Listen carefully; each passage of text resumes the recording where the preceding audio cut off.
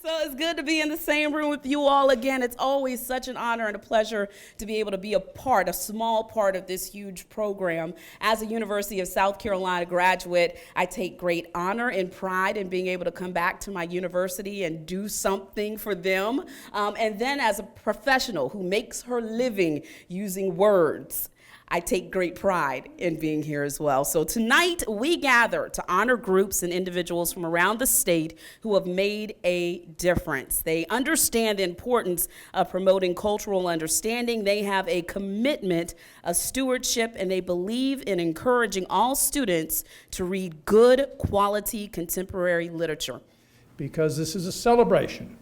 It's a celebration of literacy. It's a celebration of what all of you in this room have done to try and improve the lives of our children, and therefore the lives of everyone in the state of South Carolina. And we thank you for that. There's no way we can thank you enough. As all of you know, each year the Literacy Award process looks for outstanding individuals and outstanding organizations that really exemplify literacy innovation. And Call Me Mr. is a literacy innovator indeed. The program began in 2000. Its goal was to place more African American elementary teachers to serve in more diverse backgrounds, particularly in the state's lowest performing elementary schools. 10 years ago, if we can imagine this, fewer than 200 African American males were teaching in elementary schools in South Carolina. And since 2004, 150 misters from South Carolina have become teachers, with students graduating every semester. In South Carolina, not one graduate has left the profession, and several have become principals. Currently, there are over 200 young men in 19 higher education institutions in South Carolina, ranging from college freshmen to master's level students. And those students are recruited in cohorts of 5. They live in community. They create a culture of friendship and peer leadership, and they volunteer. And during the summer, 45 interns serve half-dozen sites for 7 weeks. As Call Me Mr. continues to expand, it is likely that 9 out of every 10 black males preparing to teach at the elementary level in South Carolina will be misters. Their core philosophy in the classroom is that every child has qualities to be developed, and indeed, they are a servant leadership model. This is a group that says to itself, we stick and stay. And as our friend Dr. Jones, the director of Call Me Mr. at Clemson, says, we believe what we say, and we say what we believe, that each mister has the capacity to change their own lives and the lives of the children and families and communities they serve. So thank you for all you do to make a difference in the lives of these incredible teachers and the students they inspire. Congratulations.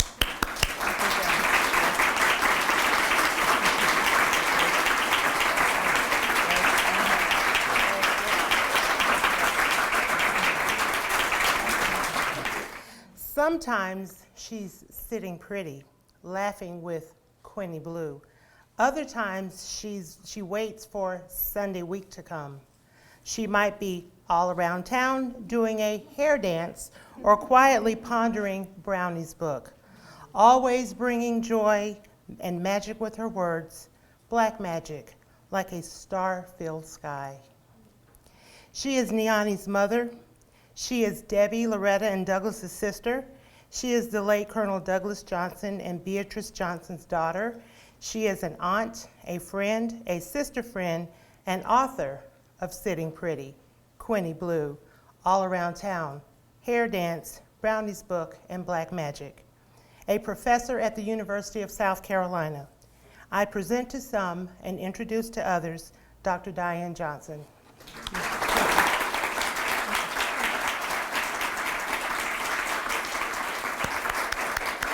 What a pleasure it is to be in a room so full of literacy luminaries. There's so many of us here.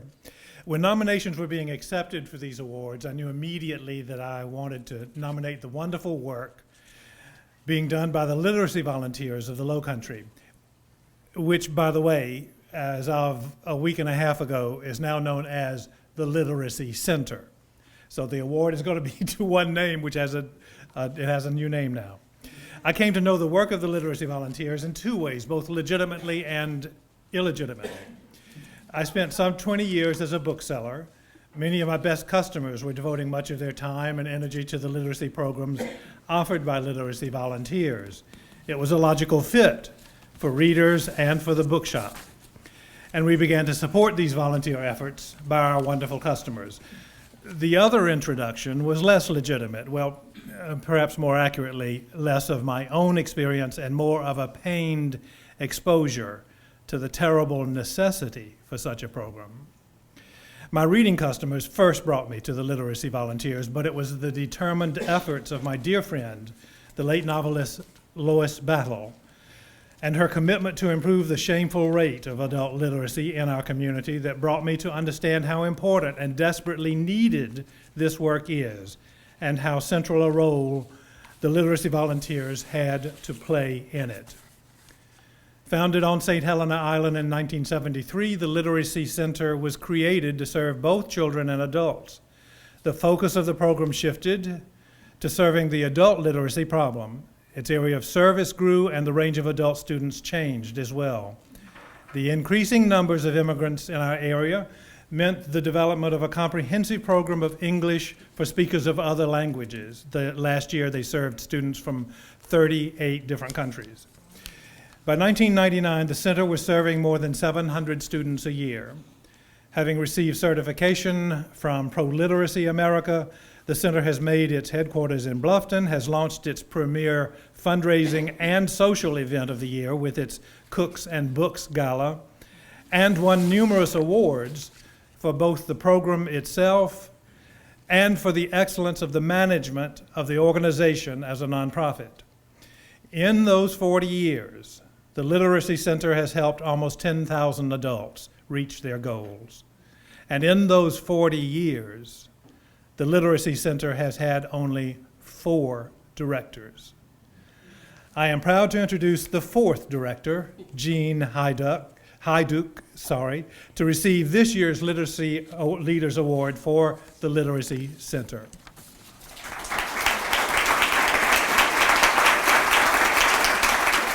Good evening. I'm so glad you're here at my home in Skibble. It's so wonderful to have you all here to celebrate this. And I'm very excited to share with you 2 new awards that we'll be awarding this year. And I'd like to ask Mrs. Edna Rogers-Rowe to join me at the podium to help me introduce the Peggy Parish Prizes. I had no idea this was going to be such a great party. On behalf of the Parish family, I want to thank the School of Library and Information Science for including the Peggy Parish Memorial Prizes at this Literacy Leaders Awards program, and also for allowing me to substitute. You see, I have to have note cards. I'm a substitute. Herman Parish, and I think most of you know who Herman is, and I'm sure you're very sorry that he isn't here tonight, and he is going to be terribly sorry when I tell him about what a great affair this was. But he was unable to be here tonight and asked me to come as Peggy Parish's first cousin. I am happy to represent Herman and his sisters, Mary and Freda, who are offering these prizes in memory of Peggy and honoring her legacy as an author. She's probably best known for the Amelia Bedelia series, which Herman continues to write. But it's a funny thing about Amelia Bedelia. I have gotten older and older, and Amelia Bedelia has gotten younger and younger.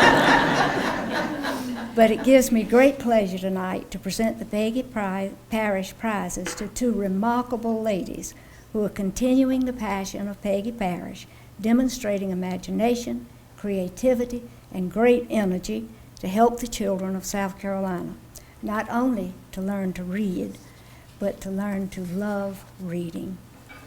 Thank you so much. So a little boy once wrote a letter to Peggy Parish after reading one of her books, and he wrote, "I hate to read, but you are changing my mind." It was her favorite fan letter of all time, and she loved writing stories that children loved to read. She believed that when children read what they like to read, then they would like to read for the rest of their lives. So the Peggy Parish Prize honors her legacy as the author of course, the beloved Amelia Bedelia series.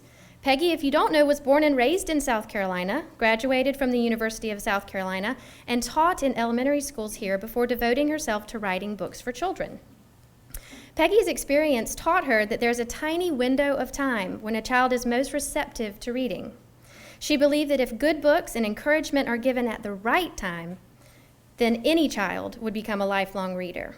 When books or inspiration are lacking or given too late, then reading becomes a lifelong struggle.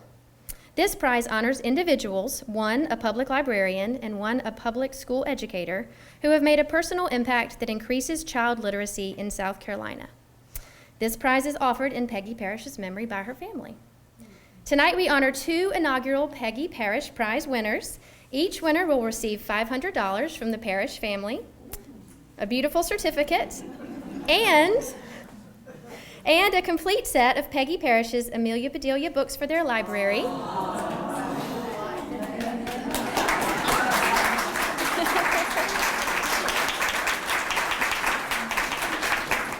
And the collection of the children's books are donated by HarperCollins and Green Willow Books. So, without any further ado, let's give out some prizes.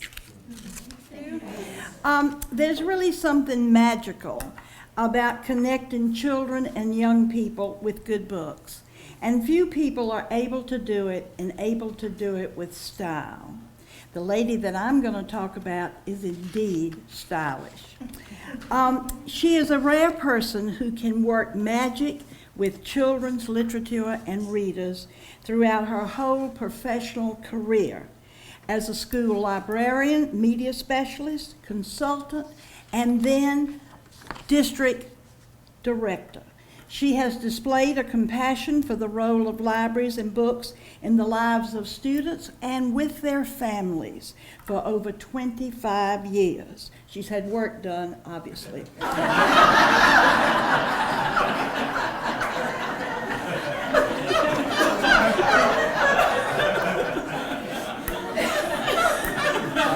You have to forgive me, I've had cataract operations last week.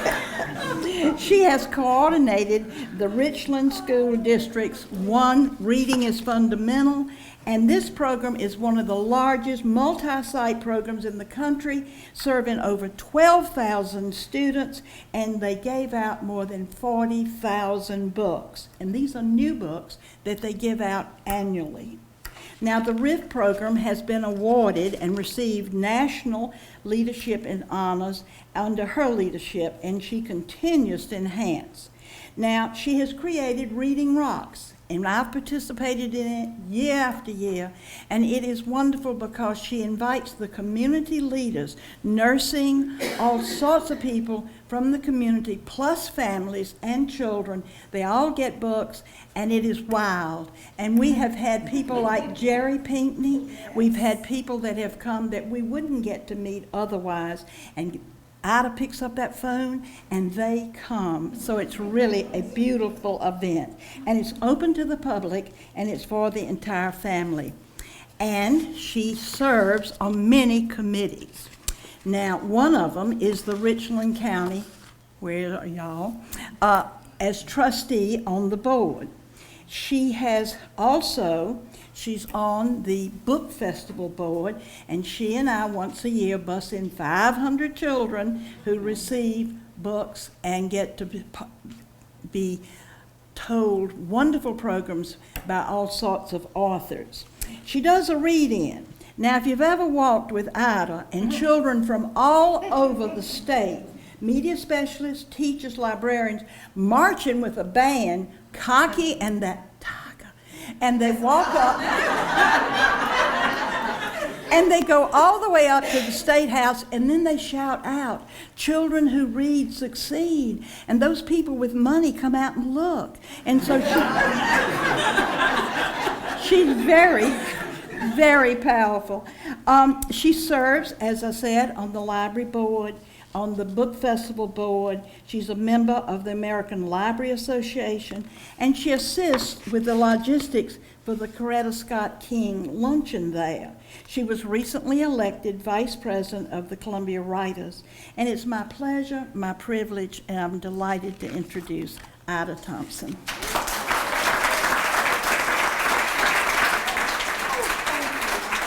So my name is Ginger Shuler, and this is Heather McCue. And as you can see, it's going to take two people to introduce Leslie Tetreault because she has done so much for this community and for the state.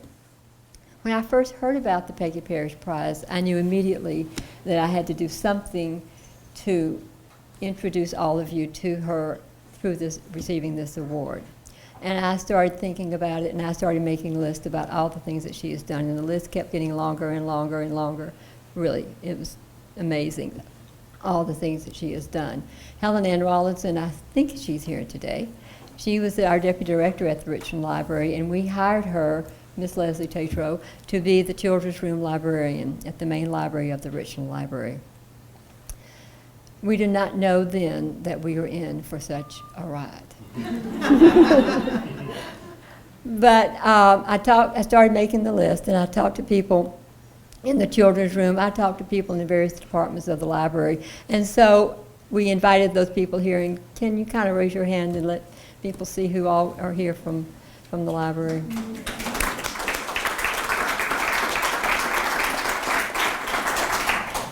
After looking at the list and talking to the people, we decided that we would just focus on one program, and that program was, or is, I should say, all around town, all around South Carolina. And that's why Miss Heather is here, because I retired in 2010, and this program started after that. And so here is Miss Heather McCue to tell you more about Miss Leslie. Leslie Tetreault is part Emma Goldman. She's part Julia Child and part Mama Rose from Gypsy, which means she's a fierce advocate. She feeds our hearts and minds, and she sings. We'll talk about that in a moment.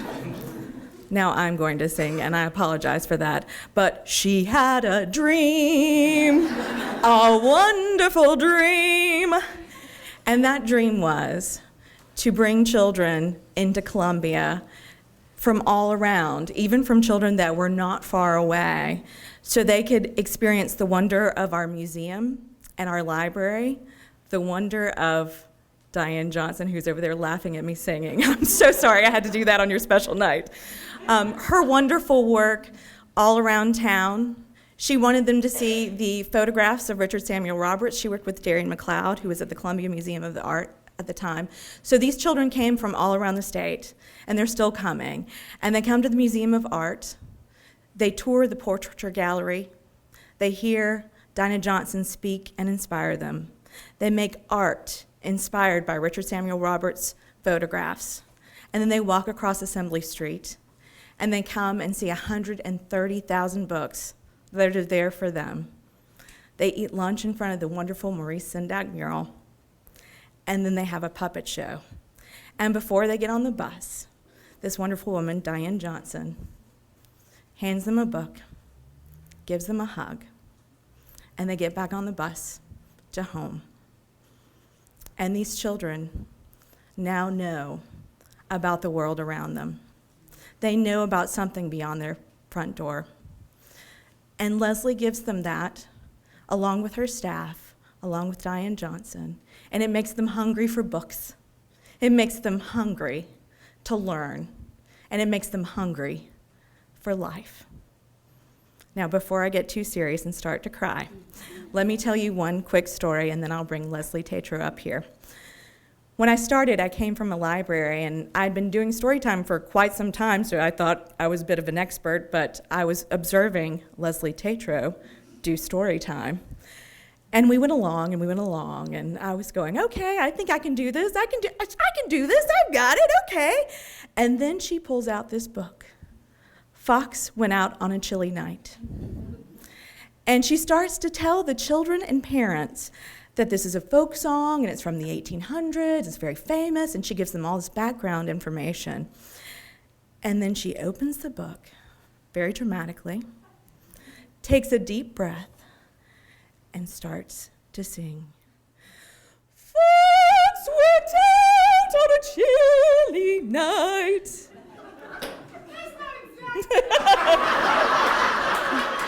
I told you she'd have something to say.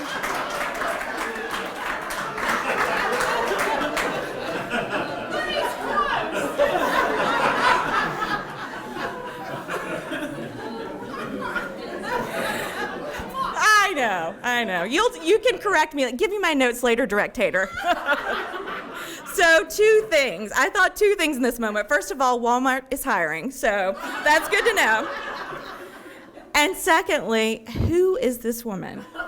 Because I will buy whatever she is selling. I will follow her wherever she goes, and I want to read what she's read. And let me tell you, every child and family that walks through those doors feels that way about her. They want to be with her because she is a force to be reckoned with. And she makes sure that they leave that room and there are books in their hands because she knows that that will change their life. Where many people see a window, Leslie Tetreault sees a door, and she kicks it open, and she introduces us to the wide world. So without further ado, let's bring up Leslie Tetreault.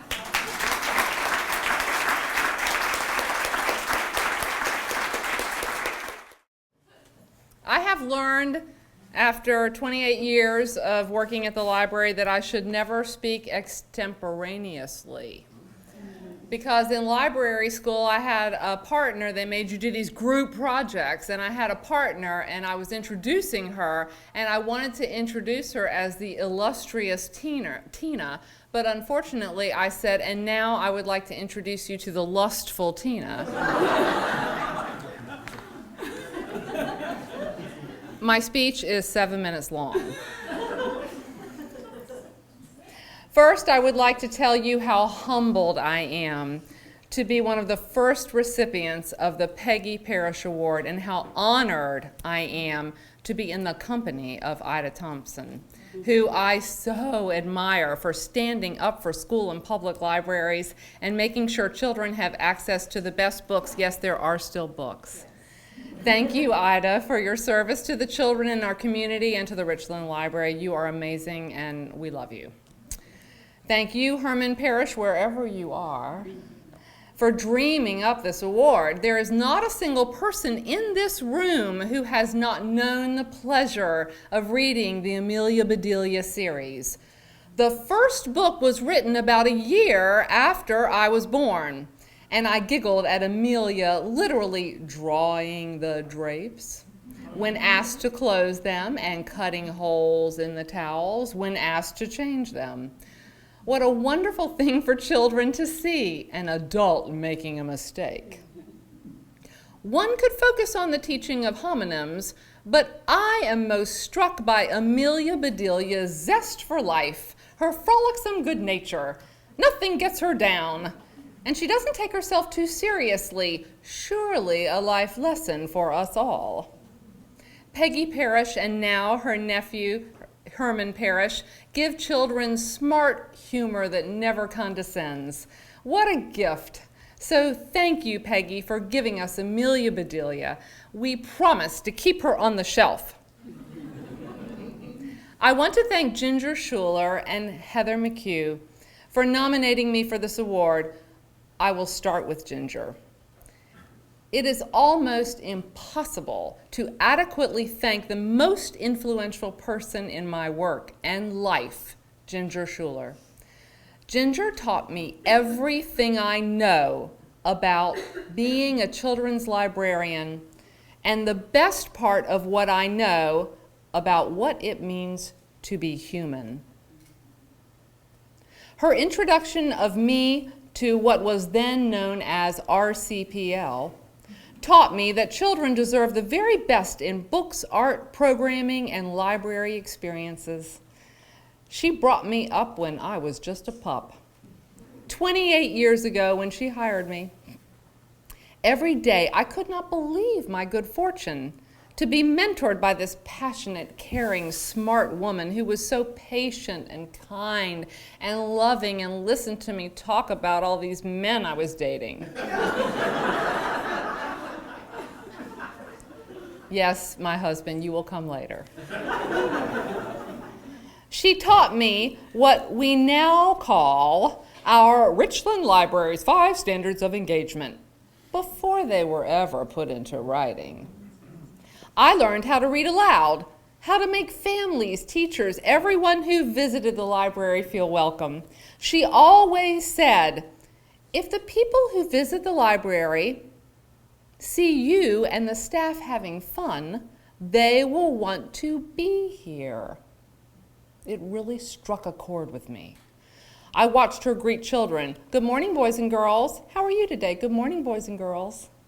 She never talked down to them, always respected them, always honored and followed their interest. She knew they would be happier, healthier, empathetic, and successful if they were introduced to a wide variety of books and knew the most they could about the human heart. She, Mrs. Anna King, David Warren, and Helen Ann Rawlinson made certain that is just what the children had. The huge collection of books we now enjoy at the Richland Library was not built overnight. And our community has those 4 people, and now Melanie Huggins, to thank for valuing books, children, their space, their imaginations, their creativity, and their hearts. But it all started with Ginger, and for me, over the last 40 years for this community. This community has Ginger, Shuler, and David Warren to thank for securing the Sendak art for the library, the only one of its kind in the world. To watch children ride the escalator and run up to Max and the Wild Things with delight would make anyone giddy. How lucky they are to have this gift in their city. So thank you, Ginger. You are family to me, and anything and everything I value about being a librarian and working with children and a strong team of colleagues I learned from you. I love you. Heather, you keep me Are you kidding? I don't think anybody could skip you. Heather, you keep me straight and clear-headed and make me laugh every day. Working with you is pure joy, and you are an inspiration to all of us on your team. Your sheer delight in the children's room and all the families who visit is unforgettable, and we all aspire to your level of energy and verve. Thank you for enhancing my life so much, and for always thinking of others before thinking of yourself. That is you, Miss Heather.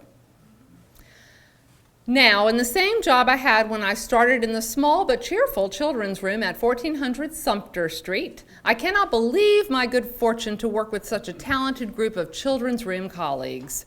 They make me and the Richland Library shine. Their passion and purpose and engagement is bar none some of the finest in the country, and you could plop them down in any children's space in any library, and I would bet you they would astound that community with their knowledge and enthusiastically fresh and fun attitude.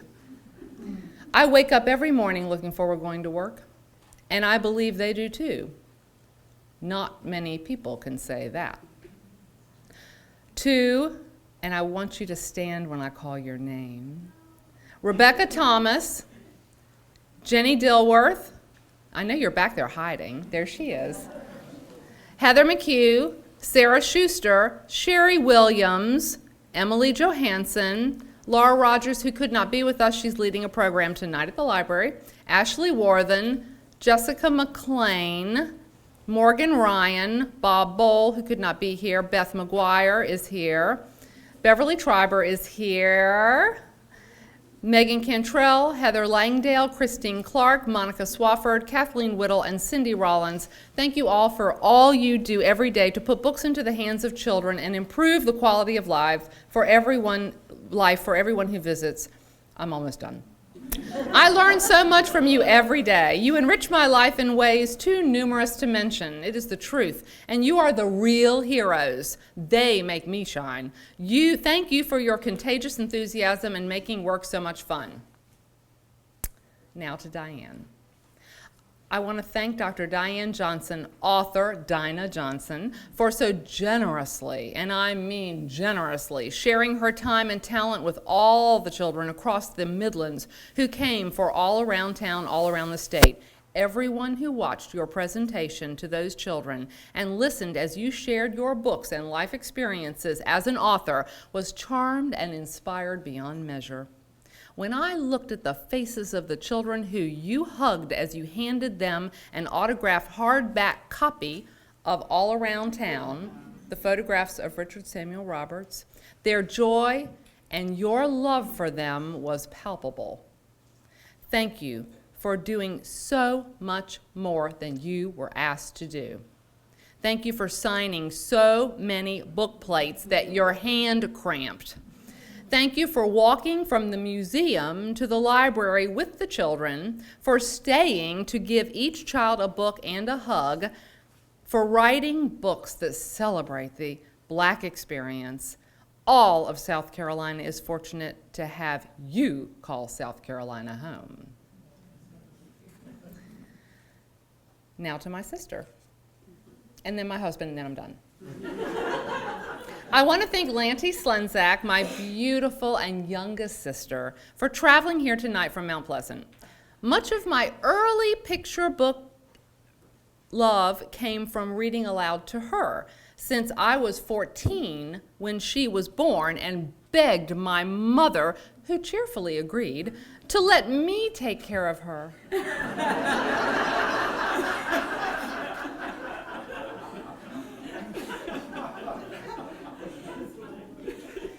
Now, you are a wonderful mother of two beautiful, beautiful little boys, ages 3 and 5, who hear hundreds of picture books, sing songs. Right now it's, I like to move it, but it was Twinkle, Twinkle, Little Star, and enjoy so much love and laughter with you and sweet Dave, your husband.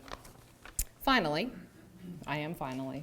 I want to thank my sweet husband, Donald Tetreault, who's sitting beside my sister, for being here and for marrying me. I am quite the project to be married to, as those of you who know me might imagine. Thank you for loving me and supporting me, listening to my stories, allowing me to fill our home with children's books, books about children's books, art from children's books. You make every day a complete and utter joy, and I adore every moment of life with you, and I'm so glad I went on Match.com.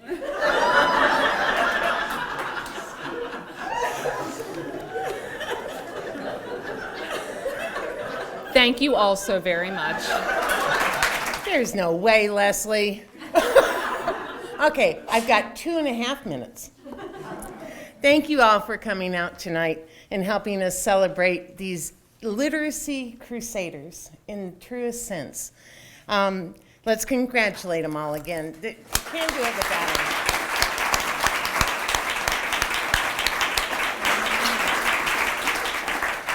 Thank you, Darci, and the All Nomination Committee, and Curtis Rogers, Chair Extraordinary. Where's Curtis?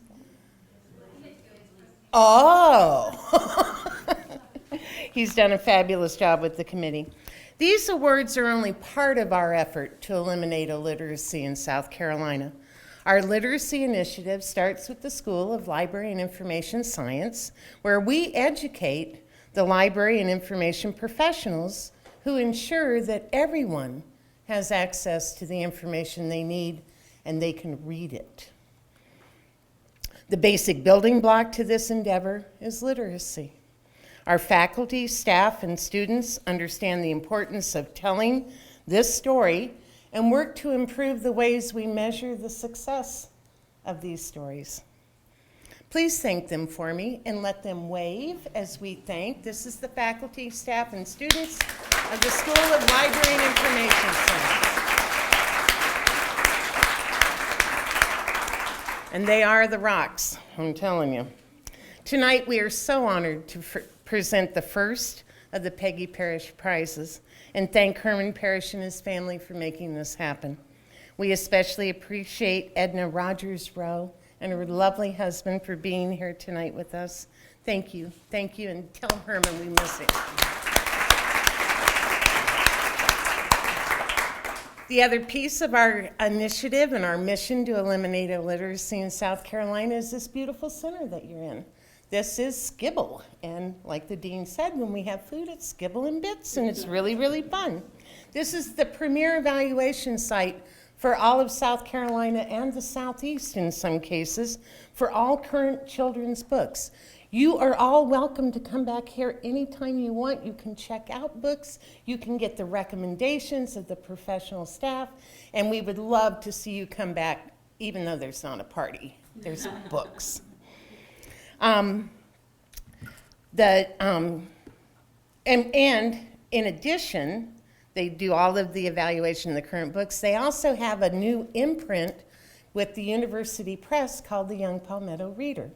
And Jonathan was here from Palmetto Press earlier, and he's still here. We thank you for that partnership. Kim and her staff and a group of wonderful editors and evaluators and reviewers have put together a lovely, lovely list of books that touch South Carolina students in an excellent and quality way. So thank you for putting that together. The Skibble team, as we've said before, is led by Kim Jeffcoat. We've got Helen Fellers, who you met earlier, and Kim Sheelig, who we like to call Cocky's mom. Kim, wave. They're constantly on the move. They're everywhere. They're in the field, they're training parents and daycare workers how to raise readers. They're speaking to civic clubs and communities about the economic value of a literate workforce and managing Cocky's Reading Express. For many of the nearly 73,000 books that Cocky's given out in the last 9 years, that book is a beacon of hope, a symbol of determination and desire to make a difference. We all win when children read. There's no doubt about it. As Kim Jeffcoat knows well, literacy is the one variable, the one, that has the highest impact for economic development. Think about that. It's not health, it's reading. As South Carolina moves towards a knowledge economy, a literate workforce becomes a necessity. Finally, we have this is the other piece of our initiative. We have the most wonderful endowed chair, named for Augusta Baker, storyteller extraordinaire, and the first endowed chair at the University of South Carolina, named for an African-American woman. So, Dr. Michelle Martin, who's here, right there, will you please stand? Yay. Dr. Martin is a force for children's literature and literacy who doesn't acknowledge the word no or can't. So thank you for joining us tonight. It really is an honor to see you all here. We look forward to continuing to work with you all. All of you are part of the solution now, not part of the problem, and we will eliminate illiteracy in South Carolina. Please stay to visit and say thank you to the faculty and staff that made all of this possible. And it's another great evening. I think, geez, what's next year going to bring? Oh my gosh. 9th annual, woohoo! All right, so eat, drink, be merry, and please stay and visit with us for a bit longer. And thank you for